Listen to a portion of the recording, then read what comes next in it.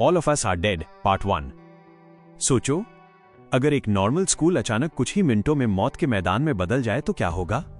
डर गए ना? इमेजिन करो, एक साधारण सा दिन जहां बच्चे अपनी क्लासेस अटेंड कर रहे थे, दोस्त बातें कर रहे थे, बच्चे खुशी से शोर मचा रहे थे और सब कुछ बिल्कुल नॉर्मल लग रहा था।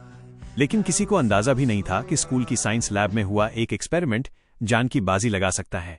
सबकी हंसती खेलती जिंदगी में यू टर्न आ जाए, जेएचए से निकलना मुश्किल ही नहीं, नामुमकिन हो। घबराओ मत, हा हा हा हा। चलो शुरू करते हैं।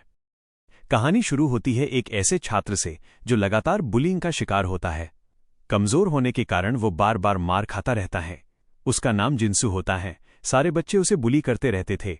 वो भी लड़ने की कोशिश करता है, लेकिन लड़ाई के बीच वो बिल्डिंग से नीचे गिर जाता है। फिर हमें हॉस्पिटल का सीन दिखाया जाता है जहां पे जिनसू एडमिट होता है। उसका पिता मिस्टर ली उसे देखने आते हैं।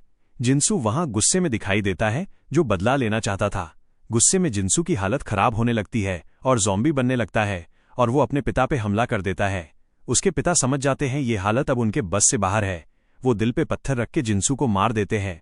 यहां हमें दिखाया जाता है कि जिनसू के पिता ने जिनसू को मार के एक सूटकेस में रख दिया है और उसे फेंकने जाते हैं, लेकिन अचानक से जिनसू का हाथ बाहर आ जाता है। मिस्टर ली समझ जाते हैं जिनसू मरा नहीं है, वो एक बहुत खतरनाक ज़ॉम्बी है जो मरता नहीं है।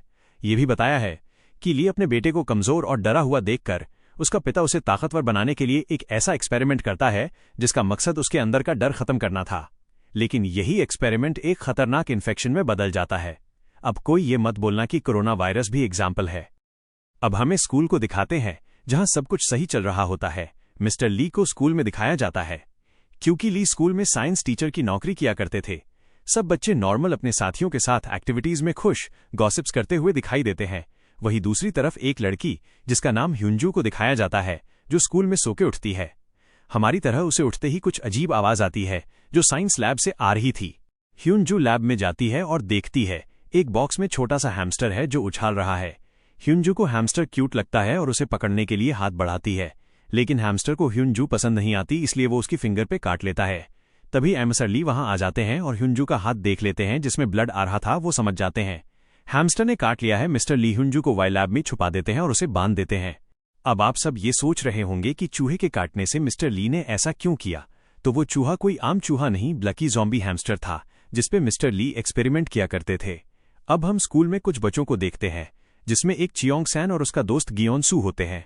वी चियोंग सैन के पास उसकी दोस्त ऑनजो आती है और उसके साथ उसकी दोस्त आइसैक भी होती है। ये सब मिलके चियोंग सैन के माम के रेस्टोरेंट में जाते हैं और चिकन बिरयानी खाते हुए मिस्टर ली की बात करते हैं जब से जिनसू गायब हुआ है। मिस्टर ली अजीब बिहेव करते हैं और उनसे अजीब बदबू भी आती है। यह किसी को नहीं पता था जिनसू अब ज़ॉम्बी बन चुका है। अब अगले दिन सब स्कूल जाते हैं जहां हमें चियोन सन के क्लास में पढ़ने वाला एक लड़का सू हियोक दिखाई देता है। वो देखता है कुछ लड़के कुछ बच्चों को बुली करने लेके जा रहे थे जो जिनसू के दोस्त थे। वह बुली गैंग दो बच्चों को एक बिल्डिंग में ले आते हैं और मारने लगते हैं। उसमें से एक लड़की की गंदी तस्वीर लेते हैं। तभी हियोक आ जाता है और बुली गैंग को रोकता है।